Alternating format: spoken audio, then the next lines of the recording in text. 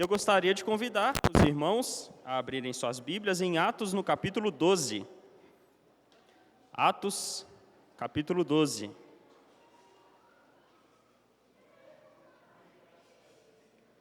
Vamos estudar hoje o capítulo inteiro.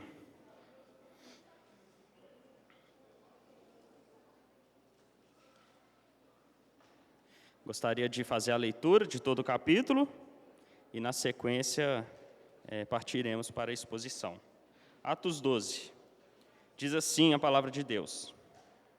Por aquele tempo, mandou o rei Herodes prender alguns da igreja para os maltratar, fazendo passar a fio de espada a Tiago, irmão de João. Vendo ser isto agradável aos judeus, prosseguiu prendendo também a Pedro. E eram os dias dos pães asmos. Tendo-o feito prender, lançou-o no cárcere, entregando-o a 4 escoltas de 4 soldados cada uma, para o guardarem, tencionando apresentá-lo ao povo depois da Páscoa. Pedro, pois, estava guardado no cárcere, mas havia oração incessante a Deus por parte da igreja a favor dele. Quando Herodes estava para apresentá-lo naquela mesma noite, Pedro dormia entre 2 soldados, acorrentado com 2 cadeias, e sentinelas à porta guardavam o cárcere. Eis, porém, que sobreveio um anjo do Senhor, e uma luz iluminou a prisão. E, tocando ele o lado de Pedro, o despertou, dizendo: levanta-te depressa. Então, as cadeias caíram-lhe das mãos. Disse-lhe o anjo: cinge-te e calça as sandálias. E ele assim o fez. Disse-lhe mais: põe a capa e segue-me. Então, saindo, o seguia, não sabendo que era real o que se fazia por intermédio do anjo, parecia-lhe antes uma visão. Depois de terem passado a primeira e a segunda sentinela, chegaram ao portão de ferro que dava para a cidade, o qual se lhe abriu automaticamente. E saindo, enveredaram por uma rua, e logo adiante o anjo se apartou dele. Então, Pedro, caindo em si, disse: agora sei verdadeiramente que o Senhor enviou o seu anjo e me livrou da mão de Herodes e de toda a expectativa do povo judaico. Considerando ele a sua situação, resolveu ir à casa de Maria, mãe de João, cognominado Marcos, onde muitas pessoas estavam congregadas e oravam. Quando ele bateu ao postigo do portão, veio uma criada chamada Rode ver quem era. Reconhecendo a voz de Pedro, tão alegre ficou, que nem o fez entrar, mas voltou correndo para anunciar que Pedro estava junto do portão. Eles lhes disseram: estás louca? Ela, porém, persistia em afirmar que assim era. Então disseram: é o seu anjo. Entretanto, Pedro continuava batendo. Então eles abriram, viram-no e ficaram atônitos. Ele, porém, fazendo-lhes sinal com a mão para que se calassem, contou-lhes como o Senhor o tirara da prisão e acrescentou: anunciai isso a Tiago e aos irmãos. E saindo, retirou-se para outro lugar. Sendo já dia, houve não pouco alvoroço entre os soldados sobre o que teria acontecido a Pedro. Herodes, tendo-o procurado e não achando, submetendo as sentinelas a inquérito, ordenou que fossem justiçadas. E descendo da Judeia para Cesareia, Herodes passou ali algum tempo. Ora, havia séria divergência entre Herodes e os habitantes de Tiro e de Sidom. Porém, esses, de comum acordo, se apresentaram a ele, e, depois de alcançar o favor de Blasto, camarista do rei, pediram reconciliação, porque a sua terra se abastecia do país do rei. Em dia designado, Herodes, vestido de trajo real, assentado no trono, dirigiu-lhes a palavra. E o povo clamava: é voz de um Deus, e não de homem. No mesmo instante, um anjo do Senhor o feriu, por ele não haver dado glória a Deus, e comido de verme, expirou. Entretanto, a palavra do Senhor crescia e se multiplicava. Barnabé e Saulo, cumprida a sua missão, voltaram de Jerusalém, levando também consigo a João. Oremos. Santo Deus, estamos mais uma vez aqui, neste dia do Senhor, diante da Tua palavra, para meditarmos sobre ela e sermos por ela encorajados. Nós pedimos que o Teu Santo Espírito, por misericórdia, venha nos instruir nesta manhã, venha fazer com que a Tua palavra entre em nossos corações e dê frutos genuínos, frutos do Teu Espírito. Esta é a oração que nós fazemos no nome santo de Jesus. Amém. Em toda a história de Atos que percorremos até aqui, há algo que nos fica muito claro. Se não fosse o Senhor que estivesse com a igreja, ela certamente se sucumbiria. Assim como um grão de mostarda não pode germinar em um pote de plástico sem terra, luz e água, a igreja não poderia resistir a um ambiente hostil, que a odeia com toda a força do ódio. Se não fosse a operação de Deus em derrotar os inimigos por meio do Evangelho, através do Espírito Santo, que vence o ódio de Deus, plantando neles o caráter de Cristo, a igreja não teria chegado até aqui. Não fosse o Senhor que esteve ao nosso lado, Israel que o diga. É isso que diz o verso 1 do Salmo 124. Uma das citações preferidas que eu tenho de Martinho Lutero vem de um pequeno comentário deste verso, em sua obra Obras Selecionadas, no volume 4. Vejam o que Lutero disse. Pois há 1000 anos, tu e eu nada fomos. Não obstante, a igreja foi preservada sem nós, e o teve que fazer aquele que se chama o que era e ontem. Do mesmo modo, não somos agora, enquanto vivemos, pois a igreja não é preservada por nós, porque nós não somos capazes de impedir ao diabo no Papa, nas hordas e pessoas más.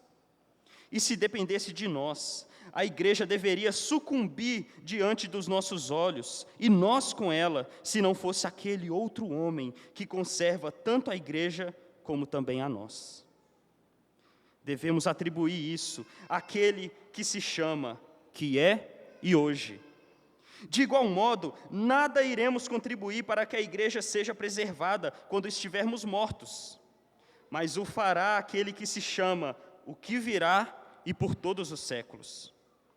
E o que dizemos a nosso respeito nesse assunto, isso também o disseram a respeito de si nossos antepassados, como atestam os Salmos e a Escritura.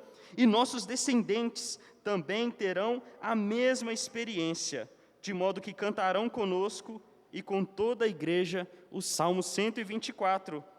Não fosse o Senhor que esteve ao nosso lado, Israel que o diga.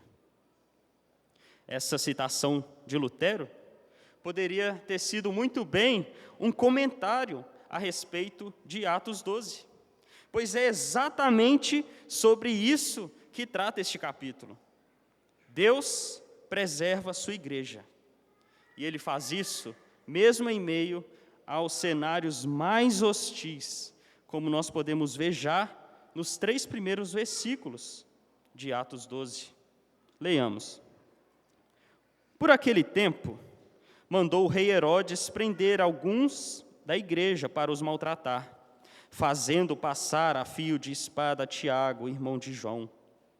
Vendo ser isto agradável aos judeus, prosseguiu, prendendo também a Pedro. E eram os dias dos pães asmos.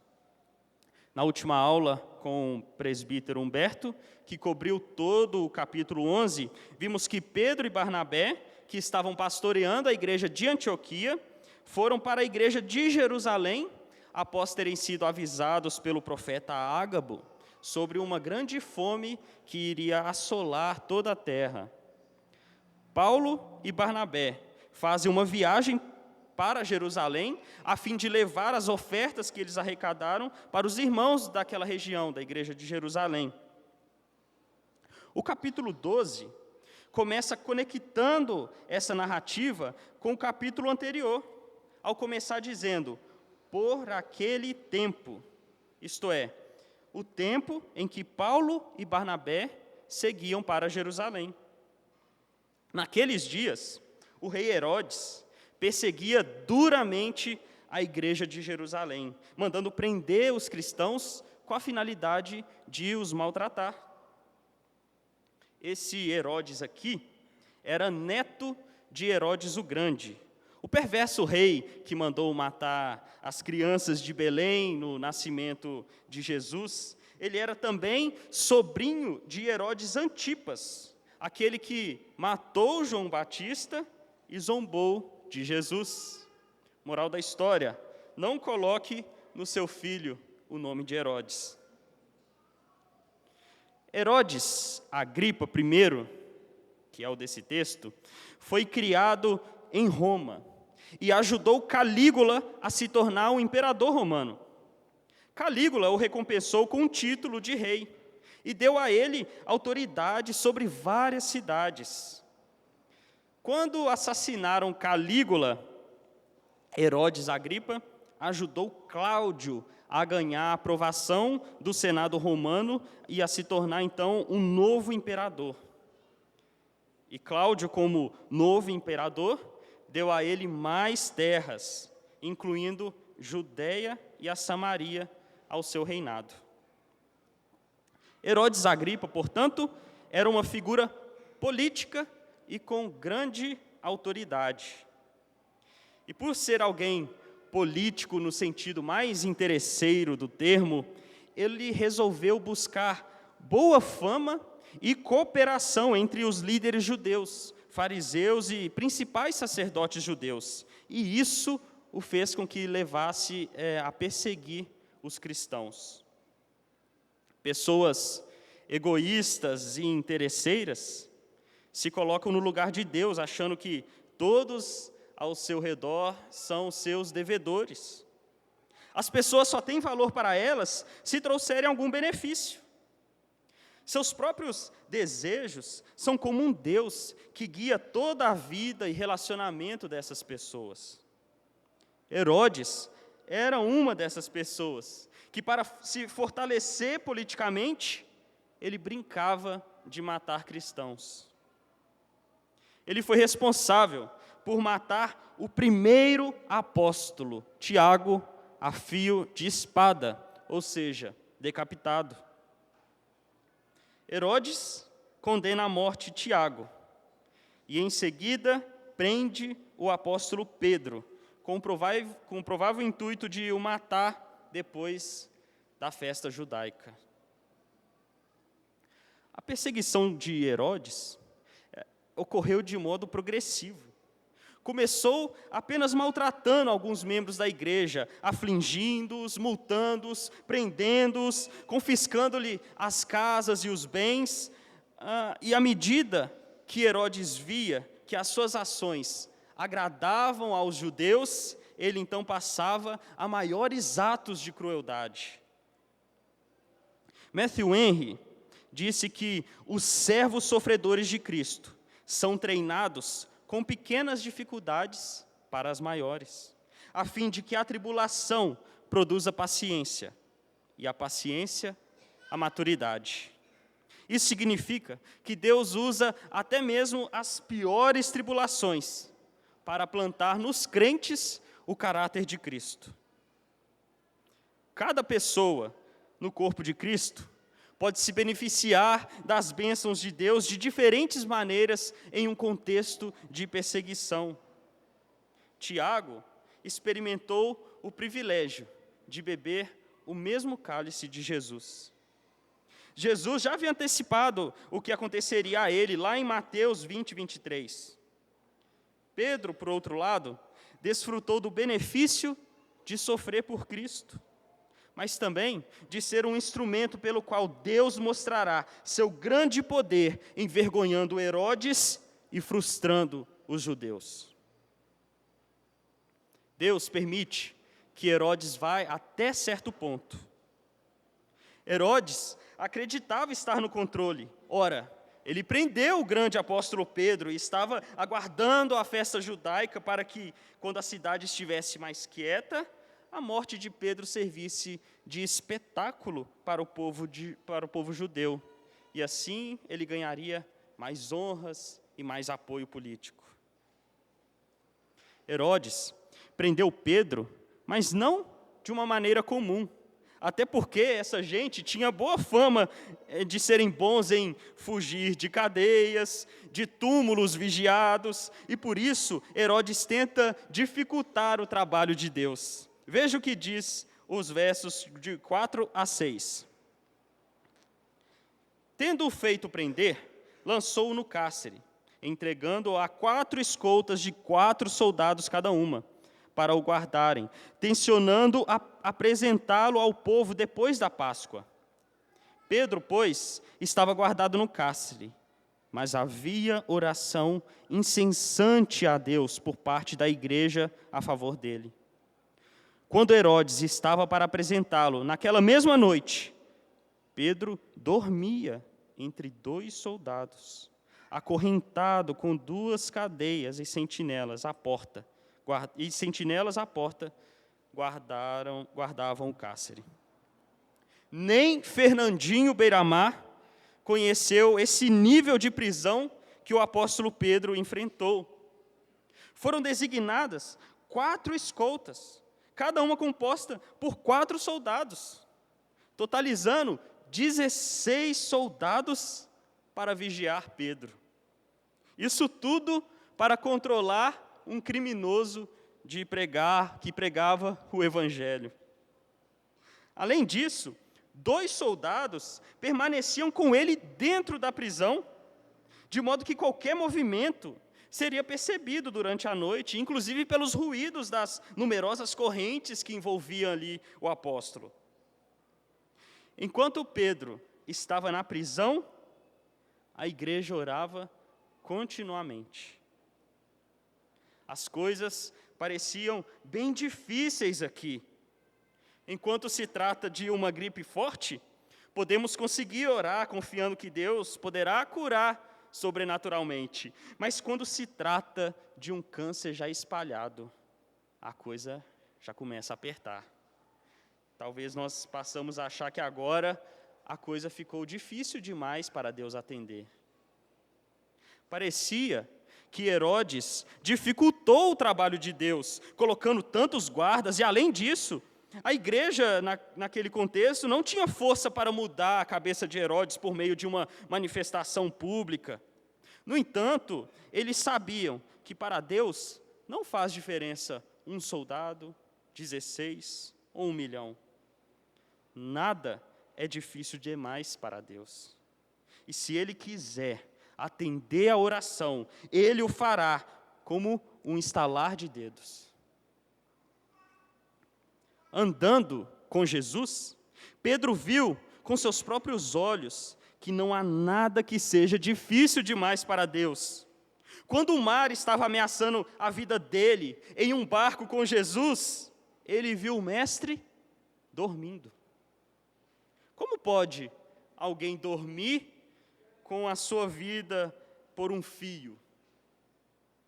Veja novamente o que diz o verso 6.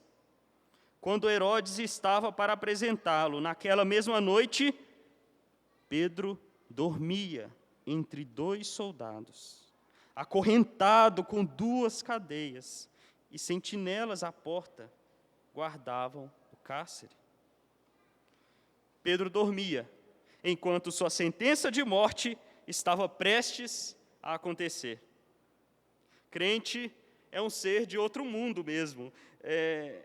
Quando ele é preso, ele canta louvores, como Paulo, ou às vezes dorme um sono profundo, como Pedro. O interessante é que esse é o mesmo Pedro que tempos atrás negou conhecer Jesus 3 vezes com medo da morte. Aquele Pedro, assustado e inseguro, que cedeu à pressão e ao medo da perseguição, agora é transformado pelo poder da presença de Jesus e pode agora dormir tranquilo, sabendo que nada foge ao controle de Deus.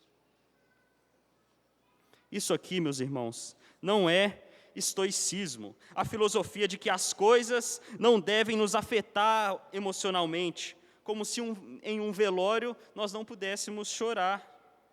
Há lugar para emoções nas situações difíceis dos cristãos. Mas Deus, de uma maneira sobrenatural, coloca louvores na boca do seu povo, que mesmo em meio a lágrimas e temores, pode cantar: sou feliz com Jesus. Deus também concede uma boa noite de sono, pois os seus filhos podem ter boa consciência de que a sua perseguição por amor a Cristo redundará em maior glória para Deus, e nada poderá lhe roubar a sua comunhão com Deus. O neuropsiquiatra Viktor Frankl disse certa vez: tudo pode ser tirado de uma pessoa, exceto uma coisa: a liberdade de escolher sua atitude em qualquer circunstância da vida. Irmão, se você fosse colocado preso em um caixote pequeno, abandonado de qualquer contato com outro ser humano, você ainda teria a companhia de Deus e poderia falar com Ele em oração. Ainda poderia manter a esperança de que aquela situação não é definitiva. Isso é magnífico. Deus escondeu a fé no íntimo dos homens, de modo que ninguém possa tirá-la. Podem tirar as suas pernas, os seus braços, os seus olhos, mas a fé ficará escondida em um lugar seguro. Ela ficará intacta. A oração é a grande arma que Deus concedeu à sua igreja. Ela é um meio que o próprio Deus escolheu para governar o mundo. A igreja orou incessantemente, e Deus ouviu a oração, fazendo com que todos os esforços de Herodes para manter Pedro preso não se passasse de um castelo de cartas, frágil e facilmente desfeito, como podemos ver nos versos seguintes. Leia comigo, por favor, agora, o verso 7 até o verso 11. Diz assim: eis, porém, que sobreveio um anjo do Senhor, e uma luz iluminou a prisão, e tocando ele o lado de Pedro, o despertou, dizendo: levanta-te depressa. Então as cadeias caíram-lhe das mãos. Disse-lhe o anjo: cinge-te e calça as sandálias. E ele assim o fez. Disse-lhe mais: põe a capa e segue-me. Então, saindo, o seguia, não sabendo que era real o que se fazia por meio do anjo. Parecia-lhe antes uma visão. Depois de terem passado a primeira e a segunda sentinela, chegaram ao portão de ferro que dava para a cidade, o qual se lhes abriu automaticamente. E abrindo, enveredaram por uma rua.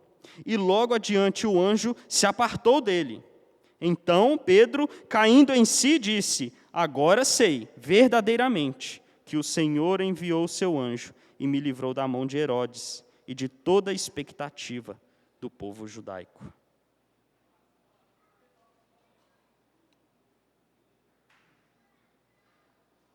Um anjo do Senhor apareceu com uma luz brilhante, uma luz que iluminava a prisão.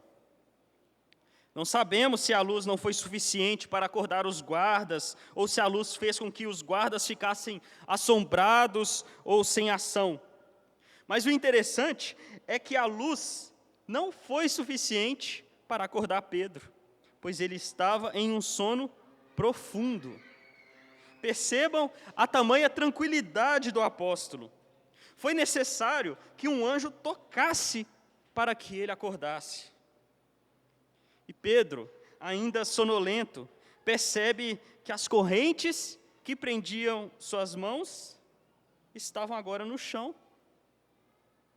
Será que eu estou sonhando ou tendo mais uma visão? Foi necessário que o anjo o conduzisse em todas as coisas, como um pai faz com o filho que precisou ter o seu sono interrompido. O menino, ainda sonolento, não sabe que precisa calçar os chinelos, trocar a roupa, e o pai precisa orientá-lo nas coisas mais básicas por causa do seu sono. O anjo de Deus fez assim com Pedro, lembrando-se de se vestir direito, pegar suas sandálias e não esquecer a sua capa. Pedro, então, obedecia ao mensageiro de Deus. Lembro-me quando eu estava na escola, na quinta série, se eu não me engano, tinha um menino lá que botava o terror em todo mundo. Ele era briguento e muitos o evitavam o máximo que podiam. E eu era um deles. Temia passar nos lugares onde ele estava. Até mesmo porque, além dele ficar me ameaçando, ele costumava roubar os meus lanches.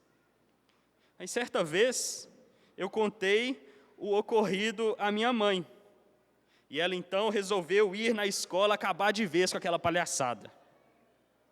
Eu lembro que, ao entrar na escola com ela, todos os lugares que eu evitava por certo medo se tornaram lugares desejáveis.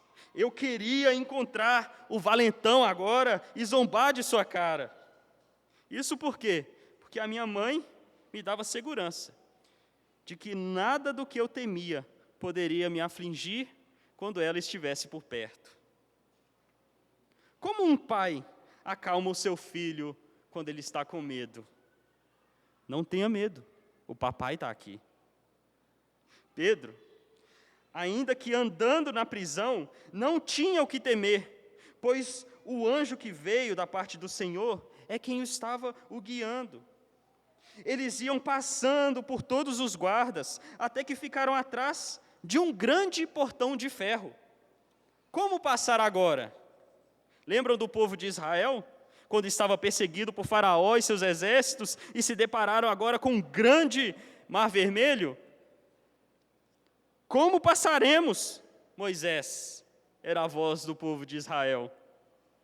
O mesmo Deus que abriu facilmente o mar vermelho para o seu povo atravessar, abriu o portão de ferro automaticamente, fazendo com que Pedro saísse da prisão. Somente depois que o anjo se apartou dele e ele se viu já fora da prisão, é que ele caiu em si e percebeu que tudo aquilo foi um livramento real da parte do Senhor.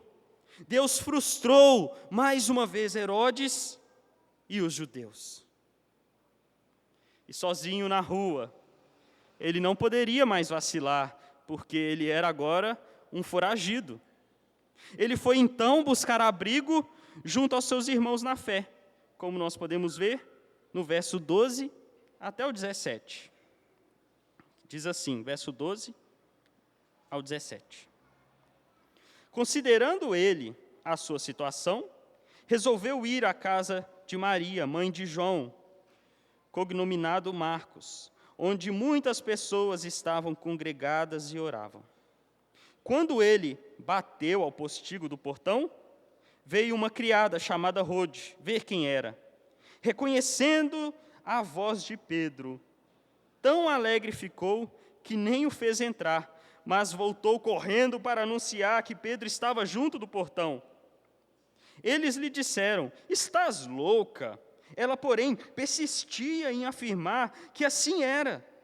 Então disseram: é o seu anjo. Entretanto, Pedro continuava batendo. Então, eles abriram e viram-no e ficaram atônitos. Ele, porém, fazendo-lhes sinal com a mão para que se calassem, contou-lhes como o Senhor o tirara da prisão, e acrescentou: anunciai isso a Tiago e aos irmãos. E saindo, retirou-se para outro lugar.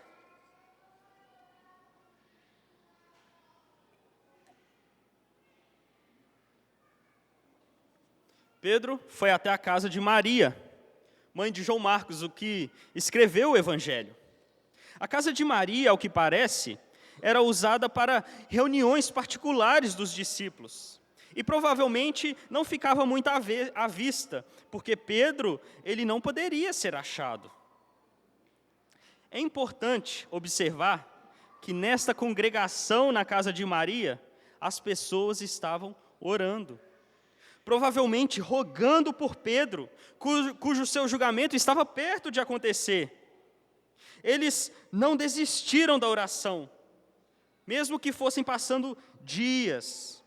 Eles pensavam, quem sabe, na próxima oração que fizermos, Deus nos atenda. As Escrituras nos encorajam a perseverar em oração. Isso implica que Deus, por vezes, pode não nos responder na primeira oração que fizermos. Perseverar em oração significa que precisamos orar mais de uma vez e não desistir da oração, mesmo que a nuvem do milagre ainda não tenha aparecido. Nós desistimos facilmente da oração quando nós não cremos que Deus as ouve e controla as coisas, usando as orações como um meio. Uma evidência clara de nossa fraqueza é que nunca as reuniões de oração ficam cheias do mesmo modo que os estudos bíblicos. Que este capítulo de Atos possa lhe encorajar a vida de oração e também a oração comunitária. Enquanto os irmãos oravam, Pedro batia no portão da casa. Uma moça chamada Rode foi ver quem era e logo reconheceu que era o apóstolo Pedro, aquele para quem os irmãos estavam orando. A menina esqueceu de abrir a porta, deixando Pedro do lado de fora, e foi correndo contar aos irmãos, com grande alegria, que Pedro estava ali. No entanto, eles não acreditavam. Chamaram a menina de louca, conjecturaram se tratar de anjo, mas Pedro não pode ser. Vejam, eles oraram para que Pedro fosse liberto. E quando ele foi liberto, eles não acreditavam. Eles não são muito diferentes de nós aqui, não é verdade? Nós costumamos orar já acreditando que Deus não nos responderá. Nós gostamos de falar, eu oro, mas Deus é soberano para não me responder. É claro que Deus é soberano, mas por que usamos o fato dele ser soberano para dizer que ele nunca vai nos responder? Podemos dizer o contrário, Deus é soberano. Não existe nada impossível para ele, então ele pode me responder. É certo que Deus não nos garante sempre uma resposta conforme pedimos, mas ele também não garante que nunca responderá. Pelo contrário, nós somos encorajados a cada momento pelas Escrituras a orar, orar e orar. E isso não é à toa. Além disso, é errado, conforme Hebreus 11:6, aproximar-se de Deus sem acreditar que Ele é galardoador daqueles que o buscam. Pedro continuava batendo na porta, enquanto a discussão sobre quem era que batia continuava. A porta de ferro da prisão abriu mais facilmente do que a porta dos seus amigos. Foi assim, até que alguém se tocou que precisava tirar a prova. Ao virem Pedro, ficaram em estado de choque e atônitos. de modo que Pedro precisou mandar que falassem baixo, pois ele era um foragido. Os inimigos poderiam ouvir. Pedro lhes contou a maneira como Deus o havia tirado da prisão e pediu para que isso fosse contado a Tiago, obviamente não Tiago que morreu, mas o irmão de Jesus, e aos demais irmãos. Após contar-lhes tudo, ele se retirou e foi para um outro lugar para se proteger. E a reunião de oração na casa de Maria se encerrou com uma oração respondida. Fica aí a dica para a gente. Vejam como Deus virou o jogo nessa história. A igreja, que antes chorava, agora se regozijava com os feitos do Senhor. Deus deu mais uma prova de que Ele está com a igreja. Aqueles que se posicionaram contra a igreja estavam sob grande vergonha, como nós podemos ver nos versos 18 e 19, que diz assim: sendo já dia, houve não pouco alvoroço entre os soldados sobre o que teria acontecido a Pedro. Herodes, tendo-o procurado e não o achando, submetendo as sentinelas a inquérito, ordenou que fossem justiçadas. E descendo da Judeia para Cesareia, Herodes passou ali algum tempo. A história virou. Deus é quem começa agora a julgar os ímpios, a começar dos soldados, para depois ir até Herodes. Ao amanhecer, havia grande discussão a respeito do que havia acontecido à noite. Herodes, indo até o lugar onde Pedro deveria estar, não o encontra. Como pode? Coloquei 16 soldados e correntes sobre o seu corpo. Dominado pela ira e pela vergonha, ele não tinha olhos para ver os feitos de Deus. Então, ele condena todos os soldados envolvidos. A Bíblia não fala qual foi a condenação, pode ser que ele tenha os condenado à morte. É certo falar que os soldados aqui receberam punição de Deus?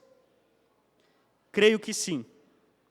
As Escrituras falam que as autoridades, os magistrados civis, são levantados para serem ministros de Deus na punição do mal e proteção dos bons. A nossa Confissão de Fé de Westminster, no capítulo 23, inciso 3, coloca isso de uma maneira bastante precisa. Veja o que é dito. Os magistrados civis não podem tomar sobre si a administração da palavra e dos sacramentos, ou o poder das chaves do reino do céu, nem de modo algum intervir em matéria de fé. Contudo, como pais solícitos, devem proteger a igreja do nosso comum Senhor, sem dar preferência a qualquer denominação cristã sobre as outras, para que todos os eclesiásticos, sem distinção, gozem plena, livre e indisputada liberdade de cumprir todas as partes das suas sagradas funções, sem violência ou perigo. Estes soldados temeram mais a Herodes do que a Deus, e com isso cumpriram regras abomináveis. O que seria esperado de um magistrado cristão? Eu não vou perseguir a igreja de Cristo. Que eu aguente todas as consequências disso, mas temerei mais ao Senhor do que a Herodes. Nosso comprometimento com o Estado tem um limite, e esse limite é estabelecido por Deus. Se você for uma autoridade que representa o Estado e for designado para cumprir ordens de fechar igrejas, prender cristãos na rua por pregar o Evangelho, e isso é possível de acontecer.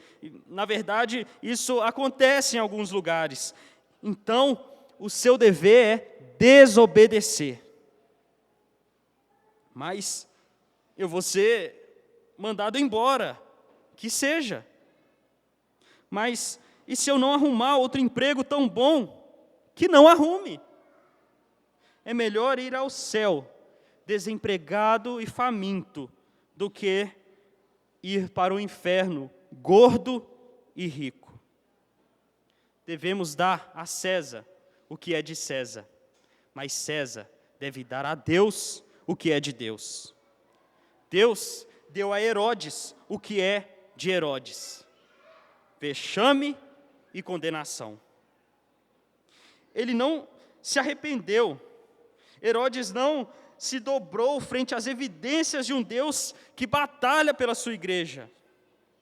E, cheio de vergonha, após ter condenado os seus soldados, ele saiu da Judeia por um tempo, indo em direção a Cesareia.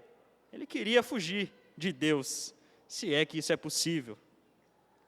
Ao chegar em Cesareia, Herodes tem que lidar com um problema político, mas que no final das contas era um problema orquestrado por Deus.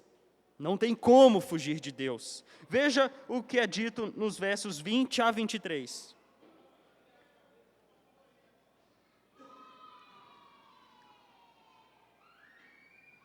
Verso 20 até o 23. Ora, havia séria divergência entre Herodes e os habitantes de Tiro e Sidom. Porém, estes, de comum acordo, se apresentaram a ele, e depois de alcançar o favor de Blasto, camarista do rei, pediram reconciliação, porque a sua terra se abastecia do país do rei. Em dia designado, Herodes, vestido de trajo real, assentado no trono, dirigiu-lhes a palavra. E o povo clamava: é voz de um Deus, e não de homem. No mesmo instante, um anjo do Senhor o feriu, por ele não haver dado glória a Deus, e comido de vermes, expirou. O verso nos diz que havia certa divergência entre Herodes e o povo de Tiro e Sidom. O texto não descreve aqui qual divergência é essa, mas era algo a ver com abastecimento de comida. Pode ser que Herodes havia cortado o fornecimento de alimentos que vinham de alguma das suas áreas de domínio. Os habitantes de Tiro e Sidom, agindo de maneira política como Herodes, procuraram Blasto, que era alguém próximo de Herodes, para pedir reconciliação. Foi conseguido, então, com isso, um dia em que Herodes iria publicamente falar, enquanto os embaixadores de Tiro e Sidom se humilhassem publicamente, do jeito que Herodes queria. Herodes foi vestido nesse dia com um traje brilhante, cheio de glória. Suas palavras eram soberbas, e ele queria ser adorado como Deus. E diante de toda aquela glória forjada com suas roupas, o povo clamava: é voz de um Deus, é Deus que está falando, não um homem. Podemos imaginar um sorriso satisfeito de Herodes, recebendo glórias e honras. Mas a alegria de um soberbo dura pouco. Um anjo, mensageiro do Senhor, o feriu. Talvez o mesmo anjo que havia libertado Pedro. Ele o feriu por não ter dado glória a Deus. E de maneira humilhada, Herodes ficou terrivelmente doente, sendo comido por vermes até a morte. O historiador da época, Flávio Josefo, que era judeu e, portanto, não tinha nenhum interesse em adequar os fatos da época ao ensino bíblico, escreveu em sua obra Antiguidades alguns detalhes da época sobre como se deu a morte de Herodes. Veja o que colocou Flávio Josefo. Esse Herodes desceu a Cesareia para celebrar uma grande festa em honra a César. Na manhã do segundo dia da festa, entrou no teatro, trajado com aquela capa esplêndida. Seus lisonjeadores o saudaram como Deus e imploraram que lhes fosse propício. Até aqui, eles o haviam reverenciado como homem, Mas agora confessaram que havia algo nele mais excelente que a natureza mortal. Ele não recuou, nem corrigiu essa lisonja irreverente, mas imediatamente, olhando para cima, percebeu que havia uma coruja pousada em sua cabeça. No mesmo instante, foi tomado por uma dor violentíssima nos intestinos e cólicas na barriga, as quais desde o começo eram estranhas. Ele voltou os olhos para os seus amigos e disse, veja a humilhação de Herodes, agora eu, a quem vós me chamaste Deus, e portanto imortal, devo provar que sou homem e sou mortal. Sua tortura continuou, sem interrupção, ou menor abrandamento até morrer. E ele morreu aos 54 anos de idade, sendo rei por 7 anos. Embora não precisamos disso, mas até as fontes históricas de pessoas não cristãs confirmam as narrativas bíblicas. Deus derrotou Herodes. A história de Herodes nos ensina que se você se opõe a Jesus, você perde. Mais cedo ou mais tarde, você cairá do seu orgulho e terá de confessar que é um homem e é mortal como Herodes. E enquanto Deus trazia juízo aos que perseguiam a igreja, o trabalho dela crescia e multiplicava, como diz os últimos versos, 24 e 25.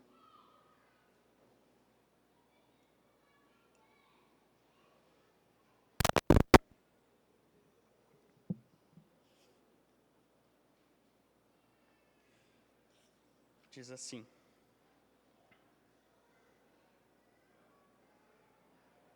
Opa.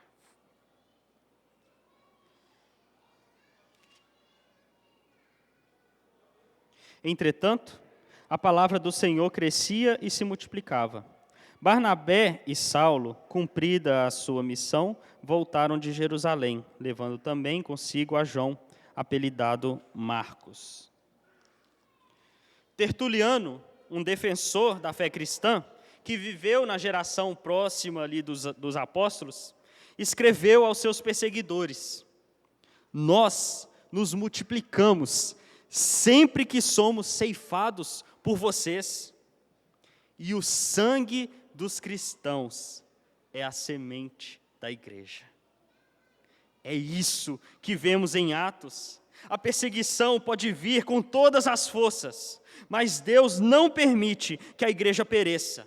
Pelo contrário, Ele a fortalece. Depois da morte de Tiago, a palavra de Deus cresceu. Quanto mais a igreja era afligida, mais ela se multiplicava. Deus fez com que a terrível perseguição que ceifou a vida de Tiago, o apóstolo íntimo de Jesus, redundasse em glória para Deus e fortalecimento da igreja. Após a morte de Herodes, a palavra de Deus ganhou mais terreno. A morte de um homem cheio de autoridade como Herodes serviu para mostrar que a causa dos cristãos era a causa de Deus. Pois, como disse Lutero, se não fosse o Senhor que esteve ao nosso lado. John Stott, em seu comentário sobre Atos 12, escreveu o seguinte: no começo do capítulo 12, a gente vê Herodes triunfando, Tiago morto e Pedro na cadeia. No final do capítulo, a gente vê Herodes morto, Pedro livre e a palavra avançando. É isso que Cristo faz. Ele condena os que o rejeitam, liberta os que têm fé e abençoa os que perseveram. A história de Herodes nos adverte sobre o perigo do orgulho, este que reside em nossos corações. Como Lutero nos lembra, não fosse pelo Senhor, estaríamos destinados à ruína, incapazes de preservar a igreja ou a nós mesmos. Herodes, em sua arrogância, representa a condenação que todos compartilhamos. O mesmo pecado de orgulho que o levou à destruição é o mesmo pecado que permeia as nossas vidas. Romanos 1, 21, nos confronta com a realidade de que, conhecendo a Deus, nós não glorificamos como Deus. Entretanto, nessa história de julgamento e condenação, encontramos a esperança que há no Evangelho. O pecado que matou Herodes é o mesmo pecado que cometemos, mas que matou o Filho de Deus na cruz. A morte de Cristo, no entanto, não é o fim da história. A ressurreição testifica que Ele venceu a morte e nos oferece libertação do pecado que nos aprisiona em terríveis correntes e nos condena. Ao contemplarmos o desfecho do capítulo 12, vemos Barnabé e Saulo voltando em cena. Lembram que eles partiram de sua missão levando João Marcos. Este detalhe, aparentemente simples, nos lembra que a obra de Deus continua, mesmo nos bastidores. Este verso também nos leva a imaginar que Barnabé e Saulo, embora não citados, podem ter sido parte da comunidade que orou fervorosamente por Pedro na casa de Maria, mãe de João Marcos. Assim como Barnabé e Saulo cumpriram sua missão, socorrendo os irmãos, Cristo cumpriu a missão maior de nos resgatar da miséria do pecado e da morte que assolou toda a humanidade. O Evangelho nos assegura que, apesar de nossas falhas, somos abençoados pela morte e ressurreição de Cristo. Por meio dele, a semente do caráter de Cristo foi plantada no coração de todo aquele que crê. E essa semente está destinada a crescer e multiplicar até o dia em que estaremos com Ele na eternidade. Que a narrativa de Atos nos conduza a meditar na grandiosidade de nosso Salvador, que é o hoje, o que estava, está e sempre estará no controle. Que em humildade possamos oferecer toda a glória a Deus, reconhecendo que a preservação da igreja e a vitória sobre o pecado ocorrem unicamente por intermédio daquele que é o que virá e por todos os séculos, nosso Senhor Jesus Cristo, aquele que reinará na terra até que haja posto a todos os inimigos debaixo de seus pés. Amém. Bom, se alguém tiver alguma pergunta dentro do que foi falado aqui de Atos 12, fique à vontade para fazê-la. Alguém? Alguma pergunta? Não? A Sara.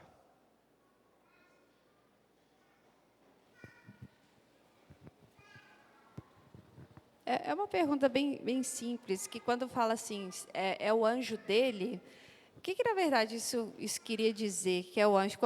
Porque parece assim, na mentalidade de hoje, como se fosse o anjo, o guarda, como se fosse um guarda, né, para ele. É nessa ideia ou é uma outra ideia que eles tinham nessa época? As Escrituras não falam, não nos dá explicitamente o que eles queriam dizer com isso. Mas, olhando para a história, era comum na época a crença de que, e inclusive não só entre os católicos romanos, mas entre os judeus também, a crença de que as pessoas tinham os seus próprios anjos da guarda. Mas nós não vemos isso nas Escrituras. por exemplo, quando nós olhamos a história de Elias, dos profetas, são sempre vários anjos, talvez, que estejam guardando, e vários anjos fazendo ali, cumprindo funções distintas. Então, provavelmente, quando eles conjecturaram que não era Pedro, era um anjo dele, era no sentido de que talvez fosse um anjo da guarda de Pedro, mas não era o apóstolo Pedro. Essa era a conjectura deles, né? Isso talvez seja uma possível explicação para eles falarem isso. Diácono de plantão pode perguntar também? Pode. Dentro dessa pergunta aí, o anjo dele podia, como anjo geralmente significa mensageiro, podia ser referente a um mensageiro de Pedro, necessariamente?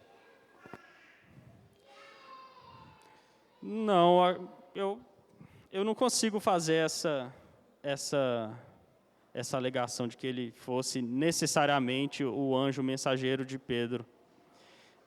A Bíblia realmente ela não vai falar de qual anjo se trata. Pode ser que foi o mesmo anjo que libertou Pedro da prisão, isso é uma possibilidade, mas não dá para afirmar que era esse mesmo anjo, ou fosse talvez algum outro anjo de batalha que feriu ali Herodes. Então, eu acredito que, pelo texto das Escrituras, não dá para definir se tratava ali do mesmo anjo, né?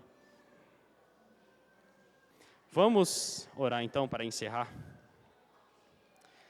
Senhor Deus, Pai querido, nós te agradecemos pela Tua palavra, que nos instrui, que nos mostra através desta história que o Senhor é vitorioso e que o Senhor preserva a Tua igreja.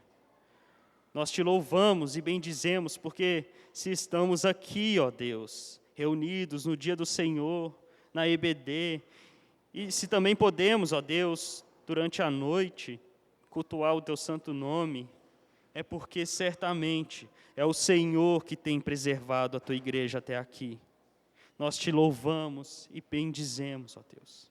E pedimos também perdão, porque mesmo o Senhor nos enchendo dessas histórias grandiosas, nós desprezamos muitas vezes o dia do Senhor, negligenciando as orações, negligenciando o culto do Senhor. Que o Senhor nos perdoe e nos ajude, ó Deus, a sermos encorajados através dessa palavra, a oração, a guardar o dia do Senhor de uma maneira que o Senhor prescreve na Bíblia, que possamos, ó Deus, verdadeiramente ter deleite no Senhor, que o Senhor opere isso em nossos corações.